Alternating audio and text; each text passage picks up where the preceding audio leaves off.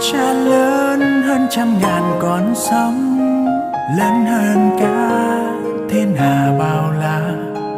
Nhưng vất vả không làm cha gục ngã, nắng mưa nào cũng chẳng làm sờn vai cha.